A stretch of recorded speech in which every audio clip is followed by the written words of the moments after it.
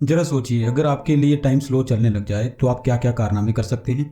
और कुछ ऐसा ही होता है जैंग बू के साथ। तो कहानी की शुरुआत एक सीसीटीवी कंट्रोल सेंटर से होती है, जहाँ पे दो औरतें एक यंग न्यू वर्कर के बारे में बात करती होती हैं, जो एक बंद कमरे में भी धूप का चश्मा पहने हुए बैठा था।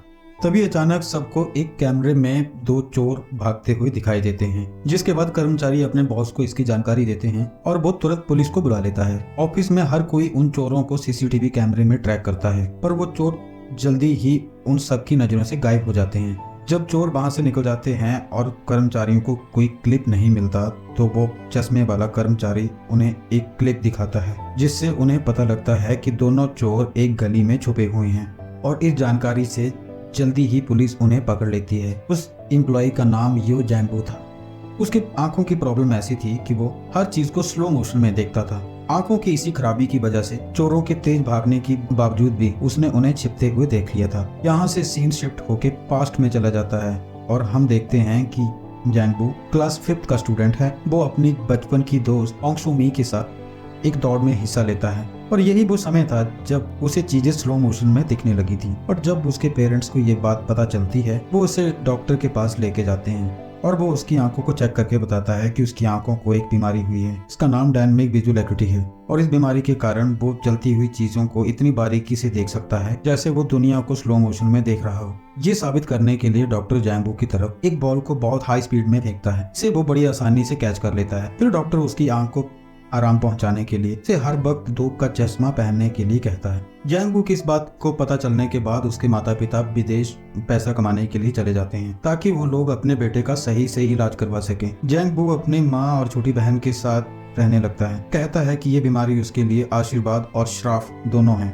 जहाँ पे उसे लड़कियों की उड़ती हुई स्कर्ट देखने का मजा आता है, वहीं स्कूल में धूप का चश्मा लगाने की वजह से उसे काफी तंग भी किया जाता है। बैंग सू मी उसकी इकलौती फ्रेंड थी जिससे वो प्यार करने लगा है। जैसे जैसे टाइम बीतने लगता है, जैंग के दोस्त होने के कारण लोग उसे भी तंग करने लगते हैं और मजबूरन सू को जैंग का साथ छोड़ना पड़ता है। और उसके बाद जैंग का कोई भी दोस्त नहीं बनता, और इसीलिए जैंग चाहता है कि उसकी आंखें पूरी तरह से खराब हो जाएं। इसीलिए वो हर वक्त टीवी देखता रहता है। उसकी आंखें तो नहीं खराब होती, पर उसे सुपर हीरो वाली कहानियां देखने का लत लग जाती है। वो सभी एक्टर्स को बारीकी से ऑब्जर्व करता है और उसके सभी दाव पेच सीख लेता है, पर प्रैक्टिस करने के लिए वो कभी बाहर नहीं निकलता। उसके फादर विदेश से पैसे बचाने के लिए छुट्टियों में भी कभी नहीं आते। इसी तरह साल दर साल बीतने लगते हैं, पर एक दिन अचानक काम करते हुए एक्सीडेंट में उसके फादर की मौत हो जाती है और सब कुछ बर्बाद हो जाता है। उसके बाद जैंग बू उस डॉक्टर के पास जाता है और डॉक्टर उसे अपने परिवार की मदद करने और पैसा कमाने की सलाह देता है। इसलिए जैंग बू एक सीसीटीवी कंट्रोल सेंटर में काम करने लगता है। यहाँ सीन शिफ्ट होकर फिर से प्रेजेंट में आ जाता है। वो खुद से बात करने लगता है कि उसे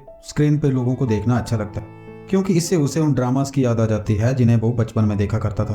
पर इसमें यही फर्क था कि उस ड्रामे में सारे के सारे असली एक्टर थे। एक दिन उसका साथी वर्कर ब्यांग सू अपने बॉस से जैंग बू के बिहेवियर के बारे में बात करने लगता है। वो कहता है कि जैंग बहुत चुपचाप रहता है और वो किसी से बात नहीं करता। वो अपने बॉस से वादा करता है कि वो जैंग का ध्यान रखेगा, क्योंकि वो एक टैलेंटेड लड़का है। और उसके बाद से वो जैंग के पास ही बैठता है और उससे बात करने की कोशिश करता रहता है। ये शर्मीला जैंग वो अब उसकी बातों का जवाब सिर हिला के ही देता है। कैमरा मॉनिटर करते वक्त वो काउंट करता है कि एक निश्चित जगह पहुंचने तक लोगों को कितने कदम लेने पड़ते हैं। ब्यांग सू को सुन के ये थोड़ा अजीब लगता है, पर लेकिन वो इस बारे में उससे कभी नहीं पूछता। जैंग बू से घुलने मिलने के लिए वो उससे पूछता है कि तुम्हारी कोई गर्लफ्रेंड वगैरह है या नहीं, और इस सवाल से उसे अपनी दोस्त सू मी की याद आ जाती है और अगले ही दिन उससे मिलने के लिए वो उसके घर चला जाता है। सू मी बड़ी होके खूबसूरत औरत बन चुकी थी, पर लेकिन उसे पैसों की दिक्कत थी और एक कर्जदार उसे झगड़ने लगता है और वो कहता है कि तुम अपना घर बेचकर वो उसका कर्ज चुका दे। जैंग बू उसे दूर से देखता है और उसके पास जाकर वो उससे बात करने की कोशिश करता है, पर वो उससे बात करने की हिम्मत नहीं जुटा पाता। उसी दिन से वो उसे हर दिन कैमरे में देखने लगता है। वो उसकी डेली रूटीन को याद कर लेता है। सू मी हर रात को एक कॉफी शॉप में सोडा पीती है और जैंग भी यही करने लगता है। फिर वो नोटिस करता है कि सू मी एक बिंदास सोफे को देखती, तो वो अगले ही दिन उस सोफे को खींचकर कॉफी शॉप के बाहर रख देता है कि सू मी उस पर बैठ सके। रात में ही सू मी की नजर उस सोफे पर पड़ती है, पर वो ज्यादा ध्यान नहीं देती और वो उस सोफे पर बैठ जाती। अगले ही दिन वो एक तेज बारिश की वजह से बस स्टॉप पर फंस जाती है। जैंग उसे मॉनिटर पर देख के अपने दोस्त के साथ हेल्प करने के लिए चला जाता है। वो ड्रामा के एक हीरो की तरह उसके सर पे छाता खोल देता है, पर सू उसे लफंगा कह के वहां से भाग जाती है। उसके बाद जैंग और ब्यांग डॉक्टर के पास जाते हैं। जैंग डॉक्टर से सू मी को इम्प्रेस करने का तरीका पूछता है। डॉक्टर कहता है कि तुम्हें उसे फ्लावर देनी चाहिए। अगले दिन सू मी को एक म्यूजिकल ऑडिशन में जाना होता है, पर उसे देर हो जाती है। और वो मैनेजर को कॉल करती है और मैनेजर के कहने पर वो रास्ते में ही गाना शुरू कर देती है। उसके अच्छे से गाने को देख आसपास के लोग उसे हैरानी से देखने लगते हैं। जैंग बू भी फूलों का गुलदस्ता लेके वहां पहुंच जाता है। सू का गाना खत्म होने के बाद वो उसे फूलों का बुके देता है। सू को ये देख के अच्छा नहीं लगता। वो कहती है कि फूलों की जगह वो जहर का बॉक्स देता तो उसे ज्यादा पसंद आता। ये सुन के वो वहां से जाने लगती है तो जैंग बू उसे उसके नाम से पुकारता है और उसे अपने बचपन के दोस्त का इंट्रोडक्शन देता है। वो कहती है कि उसका नाम बोंग सूमी नहीं ओ सूमी है। और इसी तरह जैंग बू को पता लगता है कि आज तक उसने किसी गलत लड़की का पीछा किया था, क्योंकि अब बहुत देर हो चुकी थी और अब वो उसे प्यार करने भी लग पड़ा था। एक शाम को अचानक वो फिर से आमने सामने टकरा जाते हैं। सूमी एक शॉपिंग करके वापस लौट रही होती है। जैंग को देख के सूमी उससे अपने राशन के थैले उठाती है, पर जब वो जाने लगता है तो वो पूछती है कि वो बैंक सूमी को क्यों ढूंढ रहा है, और वो उसे बताता है कि वो उसे बचपन से चाहता है। दूसरे दिन वो अपने मॉनिटर के स्क्रीन पे देखता है कि सूमी किसी से फोन पे बात कर रही है। फोन करने वाला सूमी को बताता है कि वो म्यूजिकल ड्रामा में सिलेक्ट हो चुकी है। यह सुनकर सूमी रास्ते में ही पागल हो जाती है और जैंग बू उसे अपने कंप्यूटर की स्क्रीन पर ही देखता रहता है। उस रात सूमी एक रेस्टोरेंट में जश्न मनाने के लिए जाती है और वो देखती है कि जैंग बू भी वहां पे पहुंच चुका है, तो वो उसे अंदर बुला लेती है। वो दोनों आपस में बातें करते और सूमी उसे अपने गाने का स्क्रिप्ट दिखाती है और अपनी लाइन गा के थोड़ी प्रैक्टिस करती है। जैंग उसे बधाई देता है और थोड़ा सा अपना टैलेंट भी उसे दिखाता है। रेस्टोरेंट में जब तेजी से एक चम्मच उसकी तरफ फेंका जाता है तो वो उसे बड़ी आसानी से पकड़ लेता है। अगले दिन जैंग बू सूमी के घर के आसपास अपने स्टेप काउंट करता है। ब्योंग सू मॉनिटर पर उसे ऐसा करते हुए देखकर ये सोचता है कि वो रास्ते को याद करने की कोशिश कर रहा है। काम से लौटने के बाद सूमी देखती है कि जैंग बू उसका इंतजार कर रहा है। वो दोनों मिलकर रास्ते में अलग अलग टॉपिक्स के ऊपर बात कर बातों बातों में सूमी को पता लगता है कि जैंग सीसीटीवी सेंटर में काम करता है और वो सारा दिन लोगों को देख सकता है। उसके बाद सूमी उसे बताती है कि उसे इस रेस्टोरेंट के ओनर पर क्रश है और उसके पास एक बहुत बड़ी कार है। जैंग बू को उस रेस्टोरेंट ओनर से जेलस होती है और उसे वो घूरता रहता है। वो सू को एक बड़ी कार में घुमाने के लिए एक कार लेने का फैसला करता है और वो अपने ऑफिस में सबसे पूछता है कि क्या किसी के पास कोई कार है और वो उसे थोड़ी देर के लिए भाड़े पे दे दे कि वो सूमी को उसमें घुमा पाए। पर बदकिस्मती से किसी के पास कोई कार नहीं होती। अगले दिन सूमी को रास्ते में ही उसका कर्जदार मिल जाता है और वो उस पर बहुत चिल्लाता है। अगर उसने उसका पैसा वापस नहीं किया तो वो उसे चोट भी पहुंचा सकता है। लेकिन जैंग बू और उसका दोस्त सही टाइम पे पहुंचकर सूमी को बचा लेते हैं। जब जैंग बू अपने सीसीटीवी सेंटर में वापस आता है तो सूमी एक कैमरे के सामने चिल्लाकर उसे थैंक यू कहती है, क्योंकि उसके पता था कि जैंग बू उसे सीसीटीवी कैमरे में हर टाइम देखता रहता है। शाम को वो दोनों फिर एक पार्क में मिलते हैं जहाँ पे वो दोनों काफी समय तक बातें करते हैं। जैंग बू उसे पूछता है कि अगर उसे सच में कार मिल जाए तो वो क्या करेगी। सूमी कहती है कि वो हर दिन कार में बैठ समुद्र के किनारे जाएगी। जैंग बू को कार नहीं मिलती तो वो एक लोकल बस के ड्राइवर से दोस्ती कर लेता है। उसने एक कैमरे पर एक ड्राइवर को रात के समय अकेले फेसबुक खेलते हुए देखा था, इसलिए एक रात वो भी उसके खेल में शामिल हो जाता है और बात में उसके दिल की बात बताते हुए उसे अपनी हेल्प करने के लिए रिक्वेस्ट करता है और वो मान जाता है। अगले दिन जैंग बू और उसका दोस्त और सूमी तीनों ही बस में बैठकर समुद्र के किनारे जाते हैं। इसलिए उन्हें बुसांग जाना था। सूमी को खुश करने के लिए जैंग बू जो कुछ भी कर रहा था उससे इम्प्रेस होकर सूमी उसे थोड़ा थोड़ा पसंद करने लगती है। और अचानक से रास्ते में बॉर्डर पुलिस उनकी बस को रोक देती है।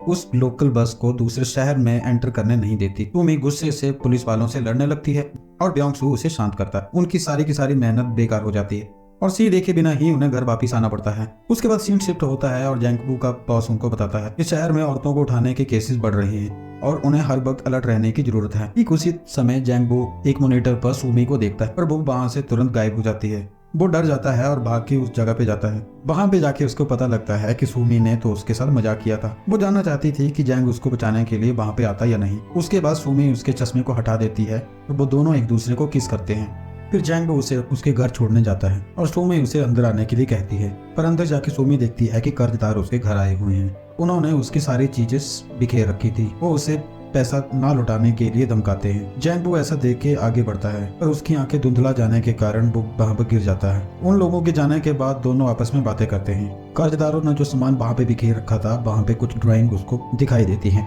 ये ड्राइंग सूमी ने अपने स्कूल टाइम में बनाई थी। तब सूमी जैंग बू को बताती है कि वो नहीं चाहती थी जैंग बू उसे बचपन वाले रूप में पहचाने, इसलिए उसने जैंग बू से अपनी असलियत छुपाई थी। जैंग बू यह सुनकर खामोश हो जाता है जबकि सूमी मुस्कुराते हुए उन पेंटिंग्स को देखती रहती है। अगले दिन जैंग बू डॉक्टर के पास जाता है और कहता है कि उसकी आंखें धुंधली हो गई हैं। डॉक्टर उससे कहता है कि तुम्हारी बीमारी अब थोड़ी और बढ़ गई है और यही चलता रहा तो थोड़े समय में तुम्हारी आंखें पूरी तरह खराब हो जाएंगी। जैंग बू पहले से ही जानता था कि वो बहुत जल्द अंधा हो जाएगा, इसीलिए वो जहाँ भी जाता था अपने स्टेप काउंट करता रहता था ताकि पूरा तरह अंधा हो जाने के बाद भी फ्यूचर में उसे दिक्कत ना हो। एक तरफ जहाँ जैंगबो अपनी खराब आंखों से परेशान था, वहीं दूसरी तरफ सुमी को भी अपने कर्जों की फिक्र थी। इसलिए वो जल्द ही अपने घर को बेचकर सारे कर्जे चुका देती है, पर उसके पास अब रहने के लिए कोई जगह नहीं बची। फिर जैंगबो अपनी स्क्रीन पर सुमी को एक बॉक्स के साथ एक दुकानदार से बातें करते हुए देखता है, पर उसके साथ काम करते हुए एक औरत दूसरे एरिया में कार को देखती है। वो करीब से उस कार के नंबर प्लेट्स को देखती है और नोटिस करती है कि वो कार एक भागे हुए किडनैपर की थी। वो फौरन से अपने बॉस को खबर कर देती है और तुरंत ही पुलिस को भी बता दिया जाता है। पर तभी वो कार सबकी आंखों से गायब हो जाती है और उधर सुमी भी जैंग की नजरों से ओझल हो जाती है। जैंग को डर लगने लगता है कि कहीं सुमी को कुछ ना हो जाए और वो साइकिल पर ही रास्ते में निकल जाता है, और रास्ते में उसकी आंखें पूरी तरह खराब हो जाती है और उसकी साइकिल एक कार से जाके टकरा जाती है। बियोंग-सू कैमरे में ये सब देखकर उसकी हेल्प के लिए जाता है। उधर एक अनजान आदमी सुमी के पास जाकर उसका हाथ पकड़ लेता है और फिर वो उसे कहीं ले जाता है। इससे पहले जैंगबो उनके पास पहुंच जाता है। इसी बीच किडनैपर भाग जाता है। इसी बीच जैंगबो एक बस से टकराते टकराते बचता है। तभी वहाँ पे पुलिस आ जाती है और सुमी को एक पूछताछ के लिए लेके चली जाती है। अब रास्ते में जैंगबो अकेला रह जाता है, पर बियोंग-सू उसी समय उसकी हेल्प के लिए पहुंच जाता है। बियोंग-सू उसके हाथ पकड़ लेता है, पर जैंगबो अपनी आंखें खराब होने की वजह से रोने लगता है। इस घटना को थोड़े दिन बीत जाते हैं। सुमी भी अपनी लाइफ में बिजी हो जाती है और जैंगबो को भी कांटेक्ट नहीं करती। कुछ समय बाद जैंगबो उसे अपनी फेवरेट कॉफी शॉप में दिखाई देता है। वो खुश होकर उसके पास हाथ हिलाती है, और वो जब देखती है कि जैंगबो वॉकिंग स्टिक का यूज कर रहा है तो वो दुखी हो जाती। सारे रास्ते उसका पीछा करती है और फाइनली वहां पहुंचती है जहां पे एक आर्ट गैलरी थी। अंदर जाके वो देखती है कि सारी आर्ट गैलरी उसी की बनाई हुई पेंटिंग में, जिसमें सुमी को दिखाया गया था, इन तस्वीरों से भर रखी थी। तभी जैंगबो को यह कहते हुए दिखाया जाता है कि भले ही उसकी आंखें खराब हो गई, पर सुमी उसे अब भी याद है। अगले दिन सुमी फिर से जैंगबो का पीछा करती है, पर इस बार वो सुमी से पूछता है कि वो कहाँ जाना चाहती, तो सुमी समझ जाती है कि वो उसे महसूस कर सकता है। फिर दोनों एक दूसरे को हग करते हैं और मूवी यहीं पे खत्म हो जाती है।